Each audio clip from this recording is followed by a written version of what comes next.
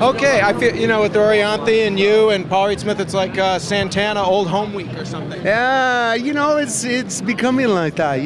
There's a long, broad spectrum of time that's gone by and a lot of music that's, stuck to the wall. And so it's awesome, yeah. Yeah. Well, my guest is Neal Schon, who played with Santana and, of course, Journey. And why don't you bring us up to speed on what you've been up to lately?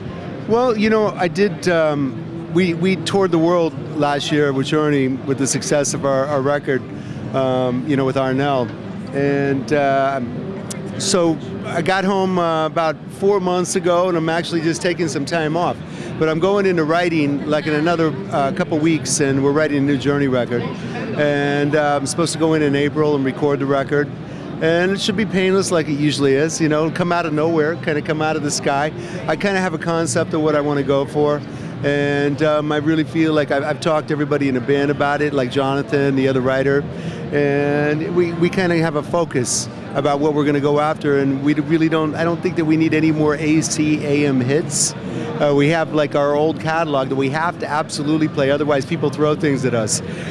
And so I see no need anymore in continuing like repeating the same type of songs to try to get on the radio. There is no radio. It's iPods, and so, I talked about the concept with Jonathan, and I think we're on the same track now. I want to go after a conceptual record, and I think that, our audience is completely ready for that from this band, because we can be very musical when we want to be. And, you just have to write the material that caters to that. And so, I have a conceptual idea about how to write the whole record and what it could be about. And that's the hardest thing to find, is the one thing that you're going to write about, and the subject matter. And so the subject matter is so important when you do something like this, so it doesn't come out hokey or it doesn't come out cheesy. It's got to be something more deep and real. And so I think I found that, but I'm not going to lay it on you because then someone else will steal it. I think it's too good. But, besides that, I came down here, and I'm, Paul Reed has always been a great friend of mine. We've gotten reacquainted lately. And so, things just kind of go around, they come around, and they end up where they're supposed to be naturally.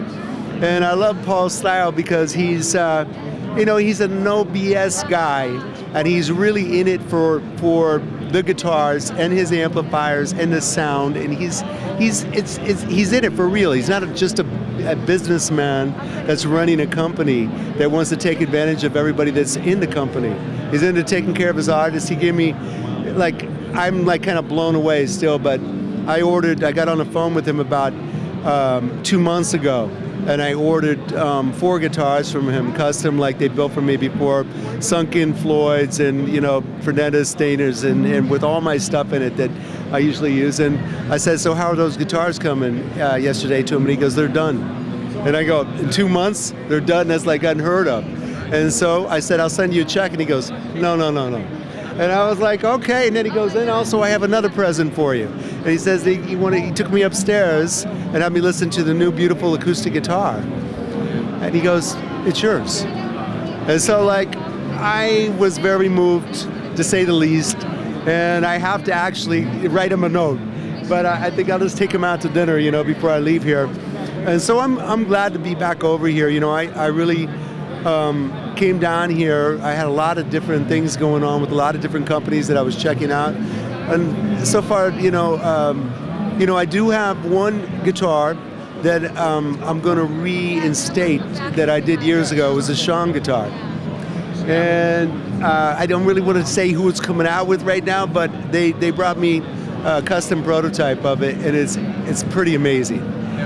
I was pretty blown away with the playability, the pricing, the quality, everything. And so that'll be popping out here in a bit too. I'm excited about that because I always thought it was a different design.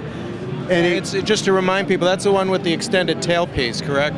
The extended tailpiece is no longer there. It's set up with a Floyd on it because I use Floyds all the time just because it's not like I really use the bar for dive bombs or any of that. I like sliding into notes, but I do a lot of live playing, and I can't be bothered with switching guitars every 2 songs, or I don't have time to tune in between sets when we're playing big shows. And so I like being able to lock down when I'm on stage, and I've just gotten used to it. And so Yeah, it's like that, but it doesn't have a pick guard any longer, and it's curly maple top, and it's full mahogany body, a little bit bigger than a Les Paul, and ebony fingerboard. It's nice.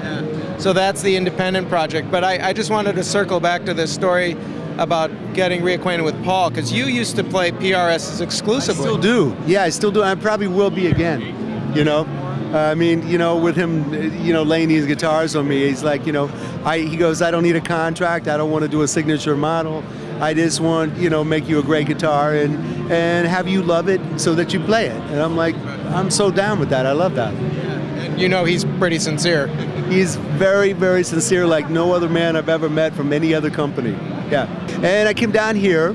I played a party the other night. I put together a solo band for the first time. Because I have this, actually besides doing a Journey record, I'm going to be working on a solo record, but we took the year off as far as touring. And so I decided that for the first time in my life that I'm going to go out under my name and not like another, like a Braxis or Soul Circus or whatever. And you know, I've got a lot of solo records out there, and people are really starting to pick up on my old records that came out quite a long time ago. And it's sort of like they're like digging them now. And so I think it's like really good timing to go out and play some of these majestic giant ballads that I've done, much like, you know, Jeff Beck has been doing, you know, and I'm like going, I'm seeing people relate to it now, and I'm going, I think the time is right. And we had a good run, you know, last couple of years really got me out in the forefront again, you know, TV-wise and playing a lot of shows, and so I'm going out. My son is playing with me. He's turned into a pretty amazing guitar player. He actually gave me quite a run for my money the other night. And I loved it, you know. He was like, you know, he kept me on my toes and it made me want to go home and practice a little bit. But I have Marco Mendoza on bass and Prairie Prince from the Tubes, original drummer, actually Journey's original drummer, playing drums. Keith St. John on vocals. He has been with Montrose most recently, and the guy just completely blew my mind when we went to we rehearsed for 4 hours the other day before the show we played the other night, and did a cram session, and we rocked, and it was great. You know, it's going to be really good. So Miles, Schon, me, Keith, and Marco, and possibly a keyboard player. We don't know who yet. Okay. Yeah. Well, you got a lot of stuff going on, Neal. Yeah. I'm always busy. I'm going to be like BB. I'm going to be one of those guys. I look up to Beck and BB, you know. They never get old, and they just like, I mean, you have to get old age-wise, but it doesn't mean you have to play old, which is like a big difference, you know. You see Beck every year, and I go, I'm flying over to London in February. I'm going to spend a whole month over there.